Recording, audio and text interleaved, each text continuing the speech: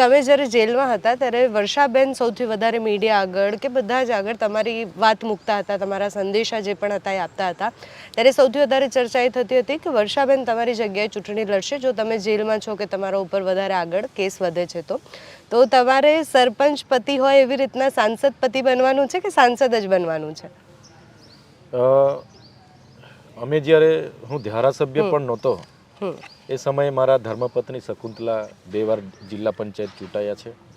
ત્યારે પણ અમે જ્યાં પણ ખેડૂત સાથે, આદિવાસી સમાજ સાથે, વેપારી સાથે કે કોઈ પણ વર્ગ સાથે અન્યાય થતો હતો ત્યારે અમે સરકાર સામે અવાજ બનીને રોડ પર ઉતર્યા છે, બોલ્યા છે.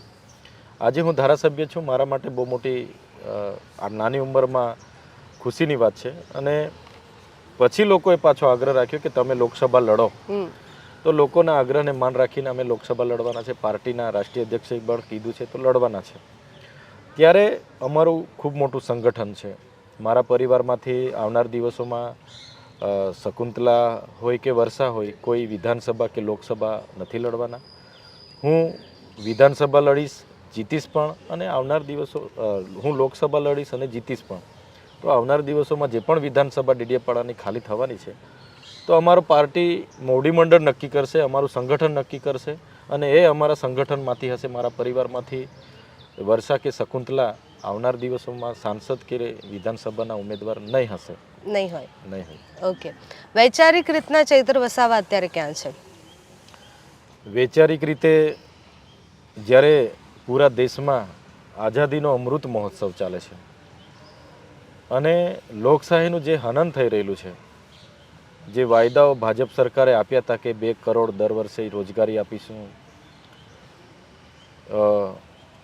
ખાતામાં 15 લાખ તમને આપીશું, ખેડૂતની આવક ડબલ કરીશું, કનેક્ટિવિટી આપીશું, જે જમીનો છે એમની વળતરો આપીશું, આદિવાસીઓનું ઉત્થાન કરીશું, જે વાતો હતી એ વાતો પર જ્યારે ભાજપ સરકાર નિષ્ફળ ગયેલી છે, જ્યારે સંસદ જેવા ગૃહમાં 142 જેવા સંસદ સભ્યને મહત્વના બિલો પર ચર્ચા કરવાની જગ્યાએ એમને સસ્પેન્ડ કરવામાં આવે છે. તમે હમણાં 2 દિવસ પહેલાં ચંદીગઢ મેયરની ચૂંટણી જોઈ હશે. એમાં લોકશાહીનું ચીરહરણ કરવામાં આવે છે. ઘણી જગ્યાએ એમના વિપક્ષના મુખ્યમંત્રીઓ સામે ઈડી લગાવવામાં આવે છે. તો આ સરકાર લોકશાહીનું હત્યા કરી રહેલી છે. બંધારણને રક્ષા કરવા માટે, લોકહિતો જાળવવા માટે અમે એમની સામે અવાજ ઉઠાવીએ છીએ. એટલે મારી વિચારધારા, નાનામાં નાનો વ્યક્તિ, નાનામાં નાનો વેપારી, ખેડૂત, કોઈ પણ વર્ગનો વ્યક્તિ હોય, શિક્ષિત બેરોજગાર હોય, એમને ન્યાય મળવો જોઈએ, એ મારી વિચારધારા છે.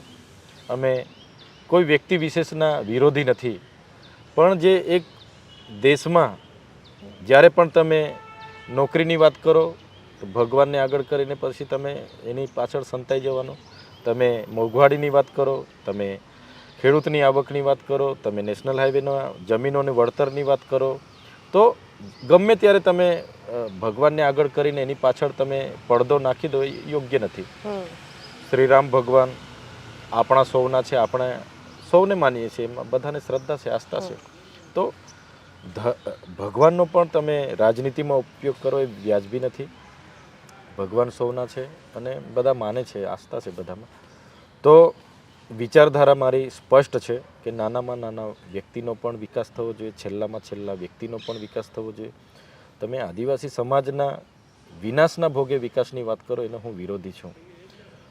આટલા મોટા ડેમો બનાવ્યા, આજ દિન સુધી અમને સિંચાઈનું પાણી નથી મળ્યું. અમારા વિસ્તારોમાં શાળાઓ ઓરડાઓ નથી. ઘણી શાળાઓમાં એક જ માસ્તર 1 થી 8 ધોરણના વિદ્યાર્થીઓને ભણાવે છે. અમારા વિસ્તારોમાં તમે આયુષ્યમાન કાર્ડ આપી દીધા, પણ એક પણ હોસ્પિટલ નથી કે ત્યાં અમારું કાર્ડ ચાલે. અમારે ઇલાજ કરવા ભરૂચ, અમારે ઇલાજ કરાવવા સુરત કે બરોડા આવવું પડે. એટલે આટલી બધી અસમાનતા કેમ?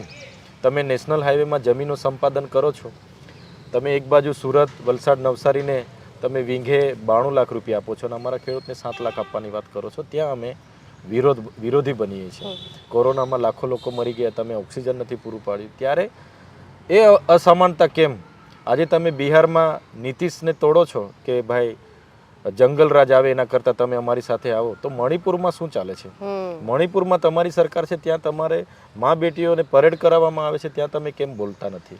તો ક્યાંક ને ક્યાંક અસમાનતા થાય છે નાના વ્યક્તિ સાથે. એમની પાર્ટી સાથે કોઈ પણ આજે ચૈતર વસાવા પર દબાણ આવે, ચૈતર વસાવા જાય એટલે દૂધે દોયલા બની જવાનું. સામેનો ધારાસભ્યો એને સામ દામ દંડ ભેદ નીતિ જેલ કરાવવાની, એ આ નીતિ છે પોલીસને આગળ કરવાની, ઈડીને આગળ કરવાની, સીબીઆઈ, એનો હું વિરોધી છું અને આ વિચારધારા સાથે હું સમજોતા નથી કરવાનો. આવનાર દિવસોમાં એનાથી વધારે તાકાતથી અમે લડીશું.